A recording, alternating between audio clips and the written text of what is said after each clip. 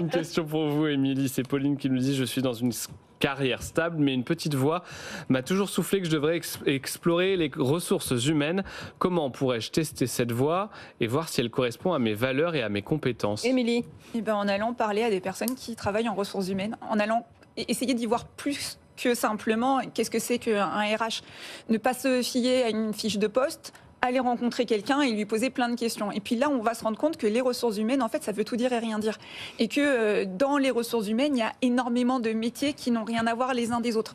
Et donc, du coup, moi, ce que je conseille à cette auditrice, c'est de bien comprendre ce qui l'intéresse dans les ressources humaines et sous quelle forme elle veut exercer dans les ressources humaines. Et donc, du coup, pour ça, aller rencontrer plein de personnes qui font des métiers différents et bien comprendre à la fois les missions, mais également dans quel cadre je vais l'exercer. Parce qu'il y a malheureusement, alors aujourd'hui ce qui est bien, c'est qu'il y a de plus en plus de reconversions et que donc du coup on peut quitter une carrière stable pour aller sur quelque chose de nouveau. Donc ça c'est la bonne opportunité, c'est la bonne nouvelle. Mais il y a beaucoup de projets de reconversion qui font flop. Pourquoi ? Parce qu'en fait ils n'étaient pas suffisamment préparés, parce que ce que j'avais dans ma tête, malheureusement c'est très souvent loin de la réalité. Et donc du coup pour mettre toutes les chances de son côté de bien réussir son projet de réorientation ou de reconversion, c'est important de savoir où on met les pieds. C'est important de poser aussi des questions sur le salaire. Je quitte un emploi stable et je sais combien je vais gagner chaque mois. Demain, si je commence un autre poste en RH, est-ce que je repars de zéro ? Est-ce que, parce que j'étais manager dans mon poste, je vais pouvoir rester manager dans le nouveau poste que je vais faire ? Tout ça, c'est plein de questions qu'il n'y a pas de problème à aller poser.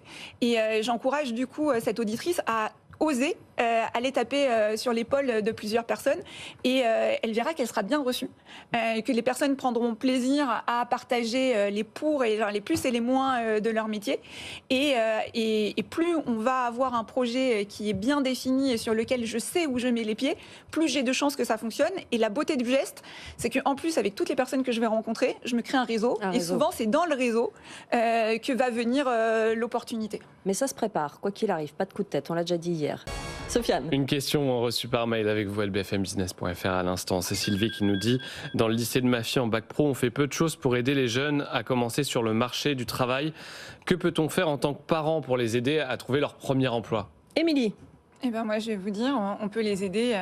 Je suis désolée, je dis toujours la même chose, mais quand on est en bac pro et que on se pose la question du marché du travail, un des meilleurs moyens, c'est de savoir ce qu'on veut faire en allant échanger avec les personnes qui peuvent en parler le mieux. Donc soit votre enfant a déjà l'opportunité, a déjà une idée de ce qu'il veut faire et vous avez à proximité des professionnels qui font ce métier-là, soit nous, on accueille beaucoup de parents sur la plateforme qui viennent avec leur enfant et qui viennent poser des questions. Donc c'est vraiment l'idée, c'était de rendre accessible à tous l'ensemble des métiers. Et c'est vrai qu'on n'a pas toujours autour de soi le métier qui intéresse et des fois on ne sait même pas quel est le métier qui va intéresser son enfant. Donc l'idée, c'est pour ceux qui n'ont pas les bons réseaux, qui n'ont pas les moyens, on met à disposition, on a 82 000 professionnels aujourd'hui sur MyJobGlasses qui se prêtent au jeu et qui sont contents de dédier une demi-heure, une heure de leur temps pour répondre à toutes les questions que votre enfant pourrait avoir. Oui. Et donc du coup, ne pas hésiter à l'accompagner là-dedans. Donc soit à partir, normalement s'il est en lycée professionnel, il a l'âge requis pour pouvoir faire la démarche tout seul. Mais si vous voulez le prendre par la main et l'aider, c'est totalement possible également. Et donc du coup, vous pouvez l'aider soit à identifier les différents professionnels, soit même à rentrer en contact avec eux. La plateforme est bien faite et accompagne justement les jeunes qui n'ont pas les codes, qui ne savent pas faire et qui ont peut-être plus de mal à se lancer tout seul dans le projet. Et donc l'idée après, c'est de poser des questions aux professionnels, de comprendre concrètement ses missions, son métier, comment il exerce son métier aussi, parce que ça c'est important. Et puis ne pas s'arrêter à rencontrer une personne, parce que c'est pas forcément la première personne qui a toutes les solutions. Donc pouvoir aller voir plusieurs personnes, ou même une fois qu'on a trouvé le métier, identifier le type d'entreprise qui pourrait nous correspondre. Un grand groupe, c'est assez différent d'une PME ou d'une start-up, par exemple, qui ne travaille pas de la même manière. Des fois, il y a des visites qui sont organisées sur les sites des entreprises qui se prêtent au jeu de MyJobGlasses. Alors oui, ça peut exister. Nous, on invite même le jeune à se déplacer dans l'entreprise pour prendre un café avec le professionnel, mais c'est quand ils sont majeurs. Quand ils sont mineurs, c'est plus difficile pour l'entreprise d'accueillir des mineurs en leur sein. Donc c'est plutôt quelque chose qu'on va réserver aux majeurs. Et puis il y a une nouveauté importante que je me permets de donner aussi, c'est que maintenant on laisse la main aux professeurs de collège et lycée pour aller sur la plateforme et inviter des professionnels dans les classes. On a cet enjeu de mieux faire connaître les métiers aux jeunes. Il faut savoir que la plupart des jeunes, quand ils arrivent en seconde, ne connaissent que 10 métiers. Ouais. fait dire d'où on part.